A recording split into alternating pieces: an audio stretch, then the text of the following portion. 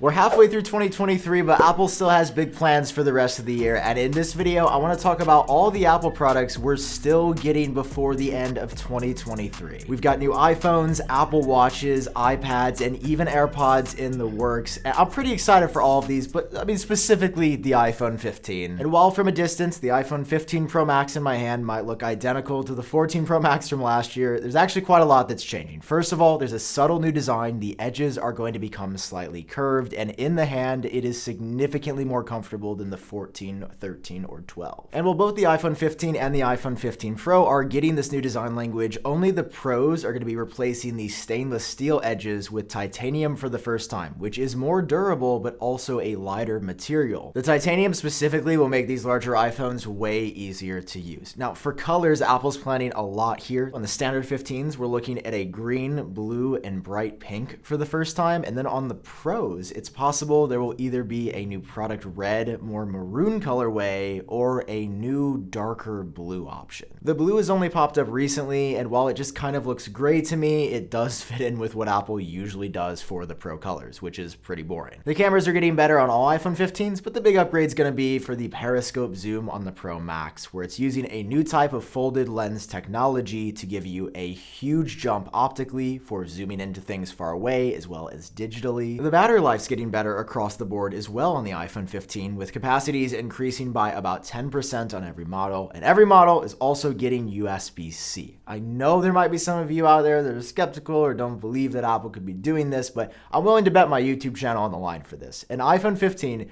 is getting USB-C this year, and if we don't, I will delete my YouTube channel. That is how confident I am that the iPhone 15 will finally complete the transition for Apple to USB-C. There's some smaller stuff too, like a more efficient A17 chip based on new technology. We've got frosted back glass on every model and a new 48 megapixel sensor coming to all iPhone 15s. It's going to be a good year. These are coming out in September at Apple's September event, and I cannot wait for that. But that's not the only thing that Apple's going to talk about at that event. They're also going to be introducing not only a new version of the Apple Watch Ultra, they're going to be doing some new Apple Watches in general. This year, it's the Apple Watch Series 9, and although Apple's marketing images, per usual, look absolutely sick for this product, I am very sad to inform you that the Apple Watch Series 9, at least, is going to be probably the smallest update we've ever seen, which is impressive to say, considering the past few years of the Apple Watch have also been impressively small. Genuinely, the only rumor we've heard for the Apple Watch Series 9 so far is it's going to get a faster chip, and while that might seem obvious, it actually hasn't been obvious because Apple has not upgraded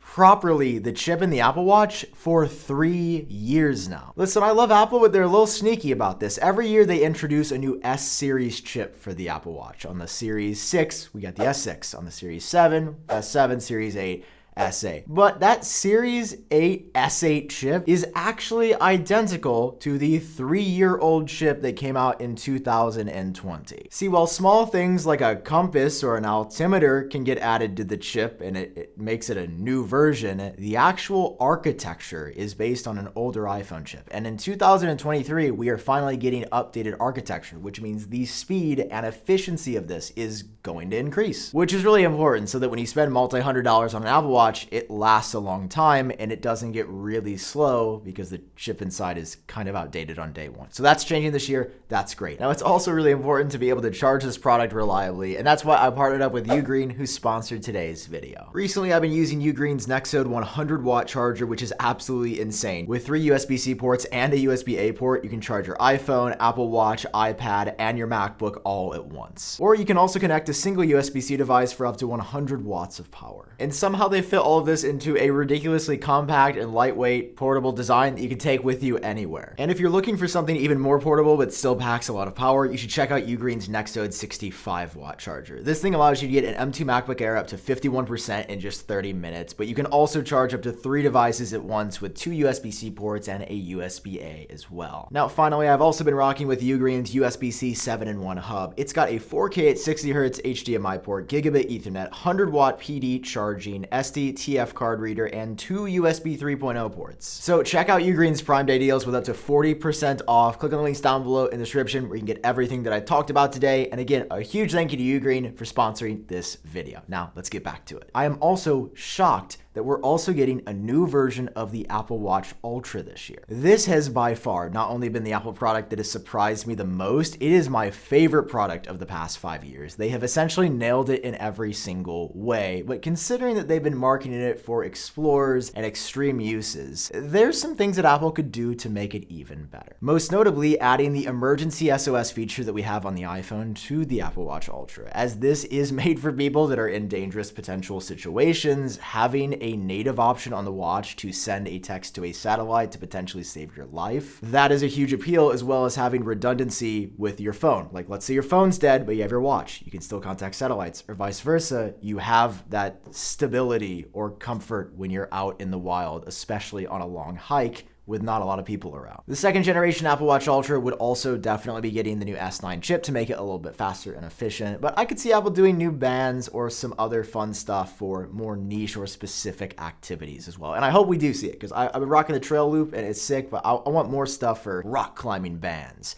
or skiing bands. Like, that would be really, really cool. Okay, so September event sounds like it's gonna be iPhone and Apple Watches, but I think Apple's got a couple other things that are coming this year too, including my favorite product, the Apple iPad Mini. By now, you know how I feel about the iPad Mini, and if you don't watch that video, my point being, while I don't love this product with all of my heart, a lot of you do, and a lot of you have been saying, should I buy now? It's been out for 2 years now since this was refreshed in September of 2021.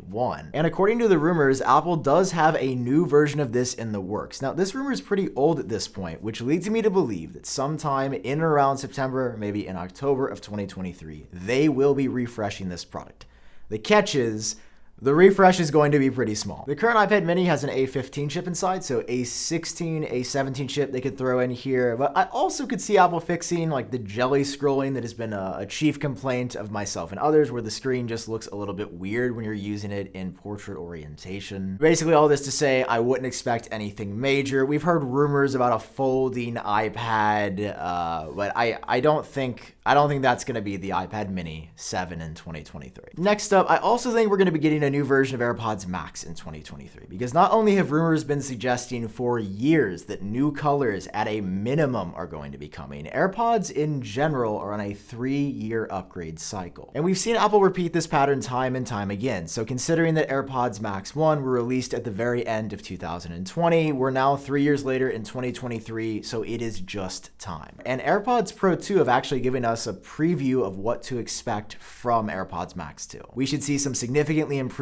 active noise cancellation, potentially 50% better than AirPods Max 1, as well as the new adaptive transparency mode, where it adjusts how much sound is coming into your headphones. Like if you're next to a jackhammer, it's not a lot. We're expecting some new H2 chips inside, which should improve the overall audio quality, and I definitely think Apple's going to do something with Atmos and spatial audio, adding more drivers to make it significantly more immersive than it already is. And hopefully the second gen version is actually modular. Like, we've got the ear cups that you can take out, and technically you can separate the headband from the ear pads, but I want like a full modular version. This was rumored to happen on the first gen. It didn't make the cut in production, but like being able to change out these with any colors at any time, or introducing some new headphone materials made for things specifically like chilling out, like a leather head strap or something even more breathable for fitness activities. And the AirPods Max 2 are probably still going to cost $500+ because they're selling really well as is. Now, there's some other big stuff on the horizon, like the Vision Pro, right? That is coming in early 2024, but I absolutely expect Apple to not only do another event about this product, but to share a ton of additional details. Maybe it's at the September event or a dedicated event, like a second follow-up one for the Vision Pro in October or November, because you have to remember when Apple released the Apple Watch in 2014, they announced it initially at the September event, and then a few months later, they did an entire 40-minute segment additionally on it in a March event. So if you've seen Vision Pro and you're still not all the way sold, like there is more coming, and developers now are able to make apps for it, so we're going to see a ton of that and what they've been dreaming up. And then iPads,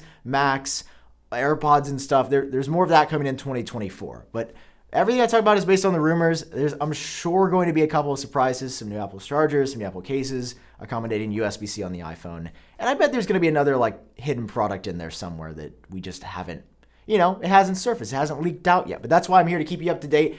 And if you enjoyed this, hit the like button, of course, if you liked it. But hit subscribe for more because I love talking about this stuff with you guys. And I hope you enjoyed. Thank you so much for watching. I've been Sam. I'll talk to you in my next video. It's going to be a sick rest of the year. Peace.